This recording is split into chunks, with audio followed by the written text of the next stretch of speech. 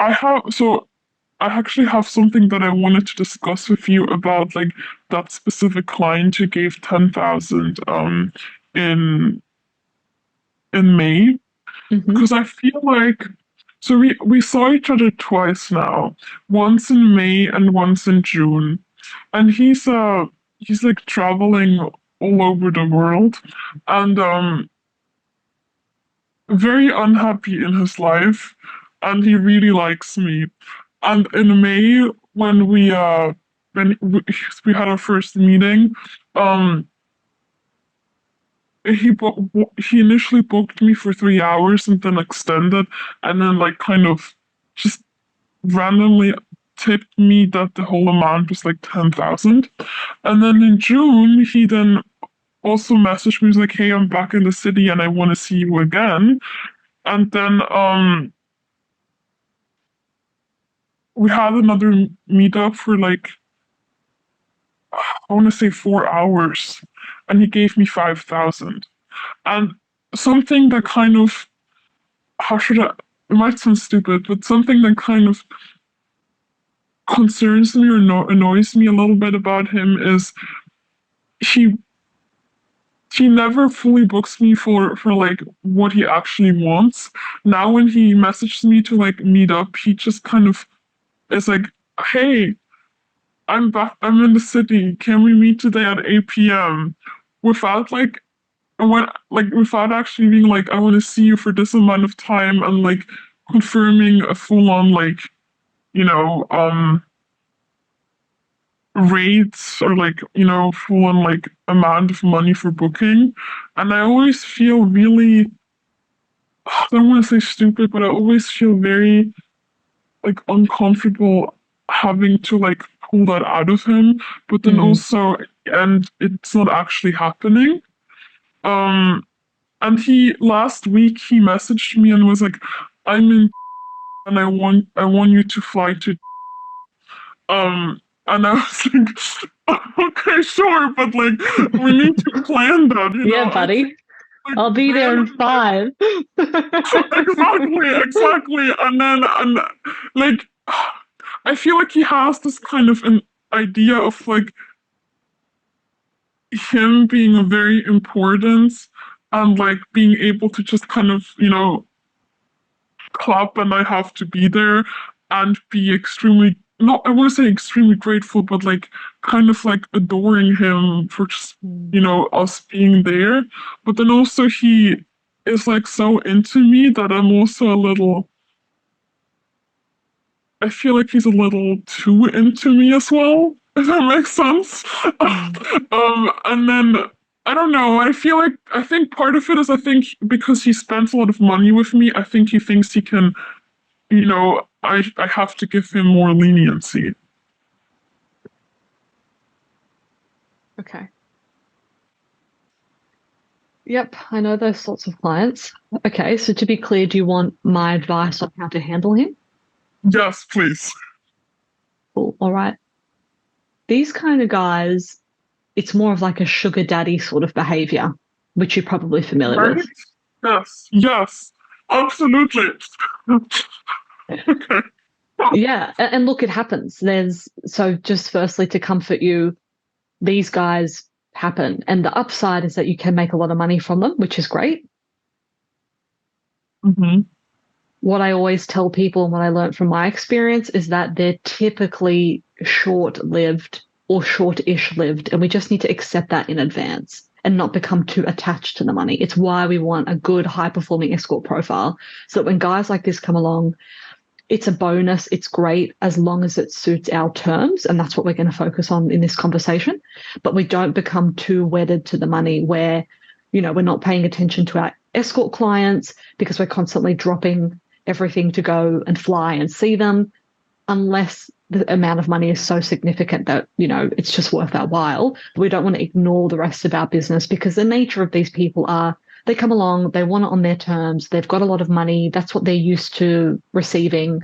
And so my attitude to these people is I enjoy it while it lasts, provided it's a healthy option for me. And we'll talk Hmm. about what like healthy option means. But that's my attitude to begin with, is I just acknowledge that these people exist.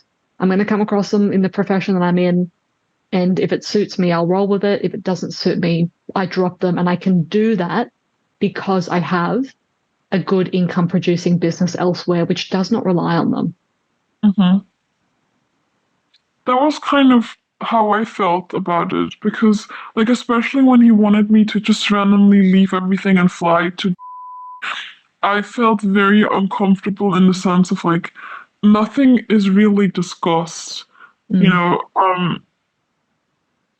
I I want the money for the flight up front. I want the money for the room up front, and I want a deposit.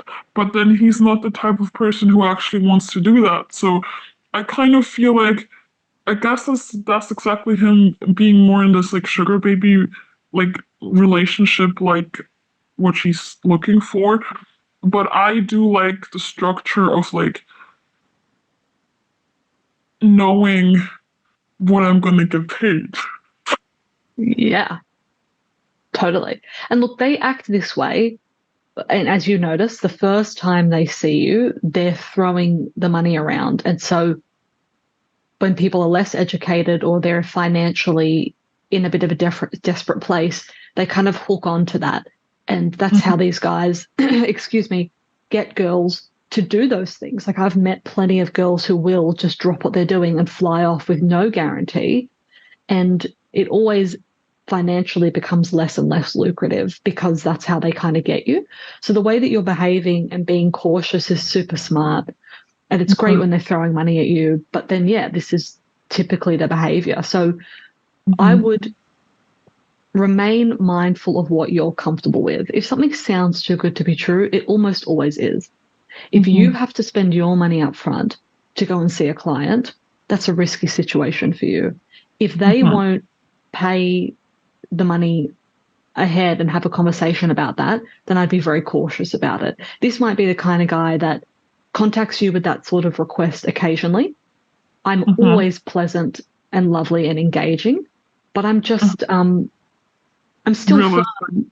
Yeah, and I'll be direct, but in a polite way. So I will sometimes modify my behavior a little bit for these guys. So let's say I had a guy like that contact me, John, and I know that he spends money, but I know that he's like this.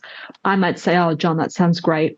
I'd love to do that. I've got a pretty busy week. So if we're going to, let's have a chat about locking it in. Otherwise, I'd love to see you next time you're in town. And then I just don't give it any more energy. If he wants me, he can contact me and we'll plan it properly because it requires more planning. If he doesn't want to do that, then I always leave the door open of what suits me better, which is that if he won't pre-plan, prepay, then fine. He can just drop in next time he's in New York. I'll go see him in a situation that hasn't required me to like drop my life, and I'll get the money that I know that he's going to pay or that I communicate he needs to pay in that booking instead. So I'm just, I don't give these people seem to thrive off the energy and attention that they get from the girls. The girls become more and more flexible because the girls thrive off the money. I just put a stop to it and I just make it clear, yeah, I'd love to do that. We can talk at this time and we'll organize it. They almost never call at that time and they don't organize it. So then I say, if you don't give me a buzz, let me know when you're next in New York. And they often will. And then usually they'll eventually lose interest because they have found some girl who will run around after them for next to nothing. Okay, that's kind of how I felt about it. That's what I did with him as well. I was like, I'm totally okay with like traveling to you, but we will have to, discuss that and like arrange things together. And then, he was too busy arranging that stuff. And I was kind of really glad. I was really glad because I was like, like the money is good, but also no. No, but I kind of, with him, I've accepted the second appointment with him because of the money. And not necessarily because I'm like enjoying my time that much with him. Like I very much feel like like basically what you described with like kind of wanting the attention and like I guess also like being so excited and thankful for like the life that he introduces me into, right? I know it's so stupid. It's so God's stupid. gift. But like he last time we saw each other, he was like, "Yes, so I would love to make you an offer. You could have me, 5 clients each month, and a boyfriend, and I would give you $8,000 each month." I was like, "No, So funny. no," but like I don't know. It's if I guess what I'm trying to say is I struggle with his attitude of like money buys everything, Mm. which I guess for some people it does, for others it doesn't, right? Um, I don't know, but I'm glad that hearing what you just told me and me just kind of having to keep up my boundaries, I guess. Um, and everything. And I assume like next time when he's gonna contact and he's like, "Hey, I'm in New York. I want to see you." Would you also kind of like always be like, "Hey, I'm so excited you're in New York. Thank you for reaching out, blah blah blah." And then like, when do you want to meet and for how long? You would do that too, right? And then like when let's say you meet and then he booked you for 3 hours and then the 3 hours are over, but where you're still kind of like I don't know, like I struggle with him in the sense of like every time we've seen each other, we went over the time, but then he also always tipped me way more as to what my actual rate was. Good question. I really like how you've dealt with this guy so far. I'm super impressed, particularly as somebody who's new, because it's easy to kind of get sucked into that money trap, like when you're not experienced, because you just don't know the signs. So I think you're doing really, really well. Just firstly, I'll say that. What I would do when this guy next contacts you, the trick with these people is never about them, always about us and how secure is our income elsewhere. When our income is secure elsewhere, these people are like flies. We will give them attention if it suits us, and if it doesn't, we can just swat them away because we don't need them. So I will modify my behavior for these sorts of guys a little bit, but when I'm financially secure, I do it and I let go of the outcome. So what I would do next time he comes to town and reaches out and he is going to be a bit more casual with you, I'll indulge that to the level that literally suits me at that time. So Mhm. particularly I find these people tend to be emotional vampires, and so I actually want to spend less time with them anyway, so I care even less. But let's say he came to town and is just trying to see you without any clarity. For myself, I would have a baseline clarity of what I need him to agree to for me to even come. So that might be something like 2 hours for a certain amount of money, right? And Mhm. I know in the back of my mind, and it's probably going to be the same 2 hour rate that we agreed to last time, or if my rates have gone up significantly and I just don't care to see him for any less, then I might say to him, my rates are now X. Just want to let you know, but I'd love to see you for 2 hours. And as long as he pays me that, I'm going to go. I don't expect that he's going to tip me or not. Then once I'm Mhm. there, I just deal with it as I feel comfortable. If he just all of a sudden tips me and wants me to stay longer, then I'll do that. And I'll be flexible about that if I want to be, or if not, I might say, oh yeah, I'd love to stay, but I've only got an extra hour today. Like I'm just a bit more fluid about it, but Mhm. keeping in mind that I do what suits me. I don't stay, I don't feel guilted, I don't commit to something with the fantasy. That's what this is about. The fantasy that I'm going to make so much money from this guy, because that's what catches girls. They build this fantasy that they're going to get a car, they're going to get an apartment, he's going to Oh buy my them god. Louis Vuittons. But they do. They think because Oh he's throwing really? around all this money, and so they keep indulging this behavior, but they make less and less. I just am very realistic in my mind about what this is. And I'm there for the money that he needs to commit to at a minimum. Anything else above that is a bonus, and only a bonus if I'm genuinely willing to do what he expects at the time, which is usually more time or maybe going with him to a club or something, because they tend to be a bit more like want you to act like the woman on their arm.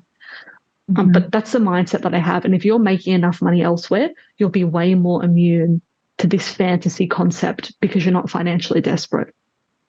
Yeah, that is very true. I felt like that last week. I was like, I have all those pre-bookings.